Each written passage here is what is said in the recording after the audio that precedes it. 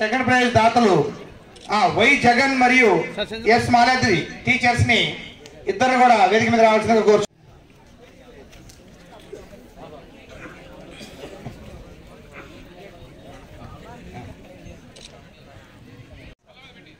ఈనాటి కార్యక్రమానికి భోజనపు దాత వీళ్ళు అన్నదాత సుఖీ భవ.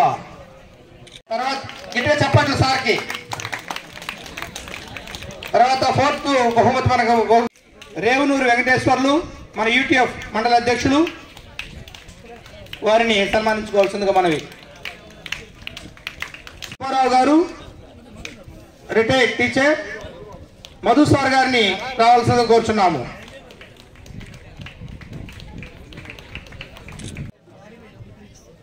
సార్ ఎక్కడికి వెళ్ళి సన్మానించండి సార్ మేడం గారిని, పర్లేదు.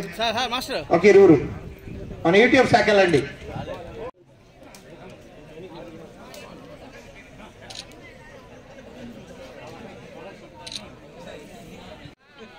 అలాంటి మహా జీవి సార్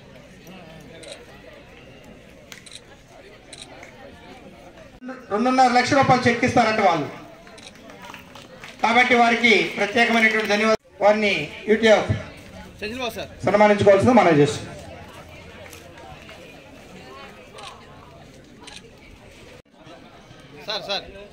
తర్వాత 9వ బహుమతి షేక్ సార్ గారు ఈ బహుమతిని అందించారు.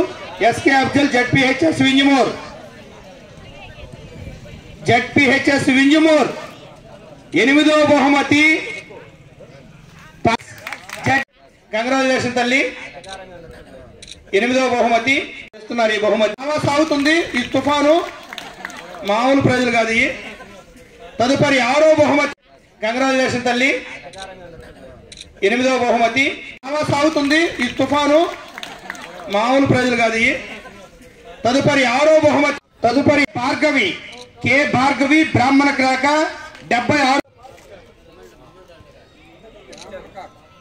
ఓకే తర్వాత 6,000 సార్. 6,000 అదే 6,000 అమ్మ చూసుకోండి సార్. 7, 3, 10,000 అయినాయి. 1,000 రూపాయలు అదే తెలుసు. తదుపరి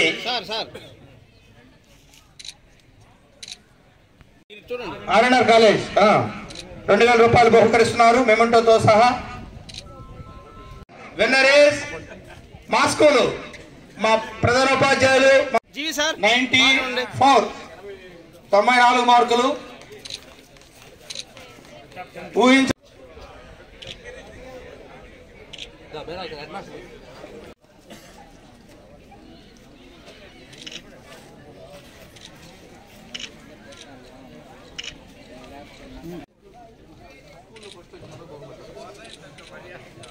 సార్ రాము సార్ మీరు కనిపెట్టలు ఒకసారి ముందుకు రండి. ఒకసారి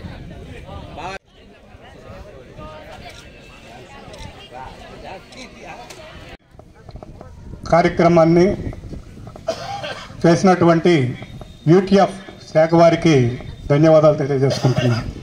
ముఖ్యంగా ఈ మాధవరపు నాగేంద్ర చారిటబుల్ ట్రస్ట్ అనేది కాకులవారిపల్లె వాళ్ళ నాగేంద్ర అనే అతను సామాన్యమైనటువంటి చిన్న కుటుంబం నుంచి వచ్చినటువంటి వ్యక్తి. అతనికి 3 కుమారులు. వాళ్ళు ఎంతో కష్టపడి ఎన్నో ఒడిదుడుకులు ఎదుర్కొంటూ ఈ స్థాయికి వచ్చి చదువుకొని మంచి స్థాయికి వచ్చిన తర్వాత పాత రోజులు మర్చిపోకుండా వాళ్ళ తండ్రి అయినటువంటి Madhavarapu Nagendra memorial charitable trust అనే సేవా కార్యక్రమాన్ని స్టార్ట్ చేయడం జరిగింది. ఈ సేవా ట్రస్ట్ ద్వారా ఎంతోమందికి ప్రతిభావంతులైనటువంటి విద్యార్థులకి ఎన్నో కార్యక్రమాలు చేయడం జరిగింది. అదేవిధంగా ఈ గత 3 సంవత్సరాలుగా ఈ నియోజకవర్గ స్థాయి ప్రతిభ పాట పరీక్షలకి అన్నదాన కార్యక్రమం జరుగుతున్నది. అన్నం ఏర్పాటు చేయడం జరిగింది. ఈ సంవత్సరం అదేవిధంగా మన పరమేశ్వరరావు గారు టీచర్ గారు అడగడం జరిగింది. దానికి చారిటబుల్ ట్రస్ట్ చైర్మన్ అయినటువంటి నాగరాజు గారు ఇవ్వడం జరిగింది. కావున వారికి కూడా ఒకసారి పరమేశ్వరరావు గారికి అదేవిధంగా ఈ అవకాశం ఇచ్చినటువంటి యూటీఎఫ్ నాయకులకు కూడా ధన్యవాదాలు తెలియజేసుకుంటున్నాం.